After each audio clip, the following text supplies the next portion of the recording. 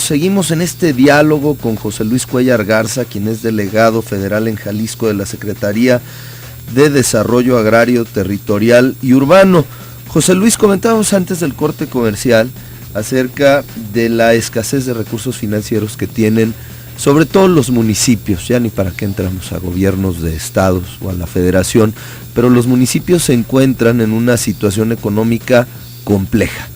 Y cuando hablamos de desarrollo vertical, muchos se preguntarán cómo se hará para incrementar los servicios, la infraestructura, para esos edificios que se van a construir, volviendo al mismo ejemplo, en alguna colonia de Guadalajara que se busca redensificar y a lo mejor el vecino dice, oye, de por sí yo ya no puedo ni salir de la colonia en las calles que tenemos actualmente. Si de por sí los drenajes son insuficientes con la lluvia, ahora que construyan edificios alrededor, ¿quién va a hacer la infraestructura o crecer la infraestructura necesaria para que todos podamos vivir aquí? Y se han buscado mecanismos como el impuesto a la plusvalía. ¿Esta será la salida para desarrollar esta infraestructura? Muy probablemente, Pablo, pero tenemos que encontrar el modo de imponer este impuesto, pues es el nombre legal, de constituir o establecer un impuesto como la plusvalía, que fue tan importante en el desarrollo de Guadalajara en otras décadas por la vía del Consejo de Colaboración. Y que perdió su lógica justo cuando Guadalajara empezó a conurbarse. La lógica del impuesto de la plusvalía es muy sencilla. Voy a introducir una obra pública que va a generar un plusvalor o un incremento del valor de los bienes raíces. Tengo que recuperar por la vía de un impuesto esa ganancia que está capturando un particular para invertirla en los servicios, equipamiento que requiere el propio desarrollo de esas reservas territoriales. En la medida en la que la zona metropolitana fue creciendo o las ciudades se fueron conurbando, Guadalajara con Tlaquepaque, Tonalá, Zapopan, Tlajomulco, etcétera, el impuesto de la plusvalía perdió lógica territorial y se volvió combatible jurídicamente, porque no podías argumentar que una obra ahora ya prácticamente metropolitana o de beneficio intermunicipal beneficiar exclusivamente a unos particulares, sino prácticamente a la totalidad. Me gustaría poner un ejemplo, José Luis, para mayor entendimiento del impuesto. Pensemos en un terreno que no tenía calles en medio de nada de la ciudad. El gobierno municipal construía una calle en medio de ese terreno, el terreno subía de valor, por lo tanto, y le cobraba a los propietarios de los terrenos un impuesto por plusvalía al hacer esa obra pública, para ponerlo de una forma muy sencilla. Así es. En el caso de los departamentos que ahora estamos hablando, vamos hablando de la colonia americana, de la zona de Chapultepec, donde ya existen construcciones alrededor, donde ya existen familias viviendo y que probablemente se vayan a adicionar otras familias porque se va a dar una licencia para la construcción de un nuevo edificio de 15 pisos. Voy a simple y sencillamente a poner ese ejemplo. Entonces se puede cobrar un impuesto por plusvalía a todos los vecinos si se realiza una obra pública de una ampliación de una calle, de un drenaje, que se les cobre a través del impuesto predial, ¿no? Te voy a cobrar esa obra en la cual yo voy a invertir poco a poquito durante los próximos años a través del pago de tu predial, también así lo podríamos decir. Es una forma sencilla de explicarlo, sí, pero bastante compleja de instrumentar desde el punto de vista legal. Tenemos que actuar, creo que gradual y estratégicamente.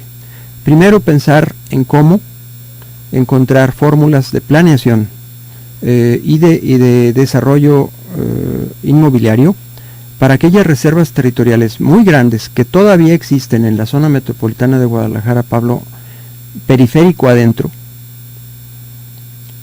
para empezar a instrumentar fórmulas de desarrollo condicionado a la aportación de un valor de estos bienes, o en efecto un impuesto, para desarrollar la infraestructura necesaria.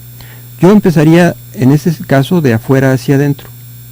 Primero, busquemos que la frontera de reservas territoriales que está virgen o disponible se desarrolle con una lógica distinta. Ya no es posible que vayamos a extender una calle o a desarrollar una avenida para que luego se desate la especulación a su alrededor. No tiene sentido que, por ejemplo, recursos del Fondo Metropolitano de Guadalajara se utilicen en este sentido para desarrollar una avenida en una zona de reservas territoriales y vayamos a generar simplemente un efecto especulativo y un beneficio para pocos, que va a terminar además generando un desarrollo desordenado. Estamos trabajando con todo cuidado y reserva, con solidez, consistencia en el estudio de estas fórmulas. Después tenemos que revertir los fenómenos negativos que se estaban dando en el desarrollo extendido y crecimiento horizontal de la zona metropolitana. ¿A qué me refiero? Está citando el caso que tanto preocupa a los ciudadanos con toda razón sobre la suficiencia de las redes de agua potable y alcantarillado, por ejemplo. El agua y el costo que se nos está yendo al desarrollo de zonas habitacionales en municipios periféricos, hay que empezar a reinvertirlo dentro de la ciudad. Hay que desarrollar un plan maestro de infraestructura, particularmente de CIAPA, que está ahora por reformarse con la aprobación de la nueva ley, para que no se invierta más tampoco en infraestructura de obras de cabecera de agua potable y tratamiento y alejamiento de aguas residuales, y empiece a reinvertirse en la ciudad. Hay incluso una propuesta de un grupo de ciudadanos para crear, pues lo que teníamos anteriormente, un consejo de planeación a nivel estatal. ¿Se ve con buenos ojos esto? Consejo de planeación, probablemente sea el Instituto de Planeación del Desarrollo. El Instituto de Planeación del Estado. Sí, bueno, este es un asunto que corresponde al gobierno del Estado. Yo entiendo que el señor gobernador suscribió esta iniciativa siendo Así candidato. Está por presentarse al Poder Legislativo. Entiendo que está por presentarse y que esto sería pertinente una vez que se apruebe el Plan Estatal de Desarrollo en agosto, como lo dispone la ley, y será entonces el Ejecutivo el que disponga si se impulsa o no la constitución de un Instituto de Planeación del Desarrollo del Estado que sea más técnico y más ciudadano. Y menos político. Bueno, necesitamos mucha política, Pablo, necesitamos mucha buena política en el Estado. Ayer el gobernador dijo al inaugurar el foro de planeación y rendición de cuentas de fondos metropolitanos, hay un exceso de vetocracia en el Estado. Esto quiere decir que hay muchas decisiones con consenso y clara racionalidad técnica que son paradas o bloqueadas por algún factor de poder o algún grupo de interés, y esto ya no se puede permitir. Tiene que haber una clara dirección política y una consistencia con la planeación, y esto es política, es hacer decisiones de política pública con la sociedad. Pero siempre basados en la técnica, ¿no? Basados en la lógica de la planeación, en efecto.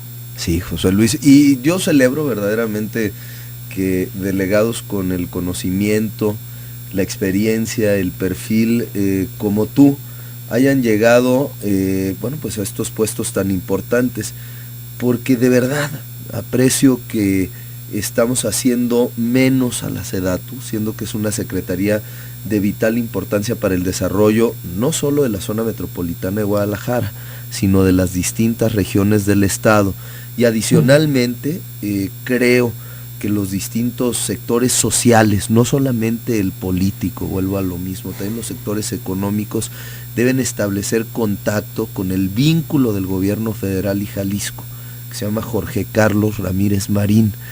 El secretario tiene disposición, lo ha demostrado visitando nuestro estado, dialogando con todos los sectores, pero creo que algunos andan dormidos y no se han dado cuenta de la importancia que puede tener establecer un contacto directo para llevar las propuestas de los jaliscienses a la federación. Pues gracias, Pablo, por tu percepción. La verdad es que tenemos mucho trabajo, no vaya a ser que tu llamado nos haga estar por debajo de las expectativas. Nosotros haremos nuestro mejor esfuerzo, estamos haciendo un trabajo intenso en la medida de nuestras capacidades y posibilidades. Estamos creando una nueva secretaría con muchas restricciones, con restricciones presupuestales. Estamos en un año típicamente de transición porque heredamos un presupuesto y unas estructuras. Estamos transitando a un 2014 en donde ya tengamos una SEDATU sólida, fuerte, y que cumpla la misión que le encomienda la Ley Orgánica del Poder Ejecutivo y el Presidente de la República en el Plan Nacional de Desarrollo y luego en el Programa Nacional de Desarrollo Urbano. Esperamos estar a la altura de las expectativas de la sociedad. Ténganlo por seguro, nosotros haremos nuestro mejor esfuerzo. José Luis Cuéllar Garza, delegado de SEDATU en Jalisco, muchas gracias por tu presencia esta mañana. Gracias, Pablo, a ustedes, saludos, buenos días a todos.